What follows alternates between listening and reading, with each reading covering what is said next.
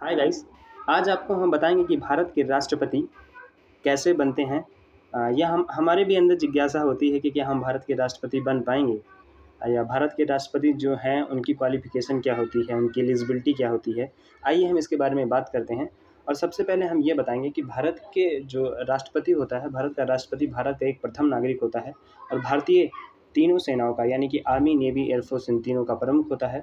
भारत का राष्ट्रपति जो है हमारे संविधान में भारत के राष्ट्रपति के लिए भाग 5 में जो है अनुच्छेद यानी कि आर्टिकल 52 से 78 के बीच में जो है भारत के जो राष्ट्रपति होते हैं इनका जो है कार्य वर्णन के बारे में बताया गया है। और आइए जानते हैं कि भारत के राष्ट्रपति की योग्यता क्या होती है, क्या हम भारत के राष्ट्रपति बन सकते हैं, ऐसा हमारे मन में जिज्ञासा होती है।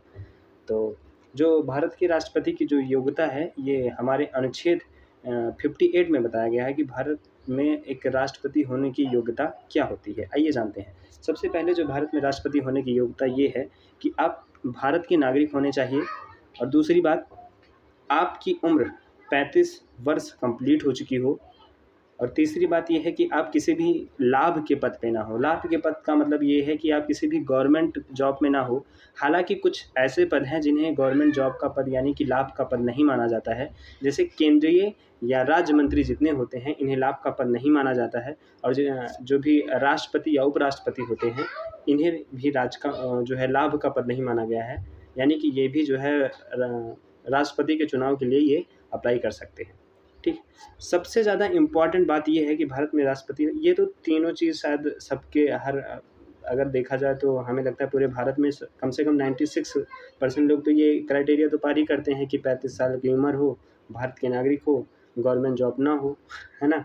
लेकिन जो सबसे ज़्यादा इम्पॉर्टेंट बात ये है कि भारत का राष्ट्रपति बनने के लिए आपके सपोर्ट में 50 MLA यानी कि 50 विधायक और 50 मेंबर ऑफ पार्लियामेंट यानी कि 50 जो है जो सांसद होते हैं, ये 50 सांसद आपके सपोर्ट में होने चाहिए।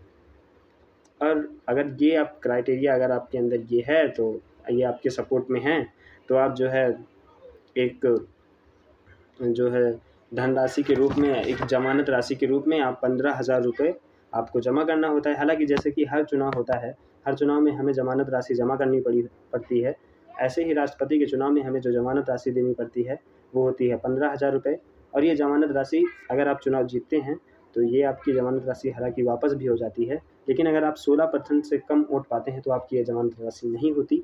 और अगर आप राष्ट्रपति बन जाते हैं तो आपको जो शपथ दिलाएगा ये सुप्रीम कोर्ट का मुख्य न्यायाधीश आपको शपथ दिलाएगा। अगर किसी कारणवश सुप्रीम कोर्ट का मुख्य न्यायाधीश नहीं है तो सुप्रीम कोर्ट का जो वरिष्ठ न्यायाधीश रहेगा वो आपको शपथ दिलाएगा। ये जानकारी आपको कैसी लगी ये हमें कमेंट बॉक्स में बताइएगा। जय हिंद, वंदे मातरम।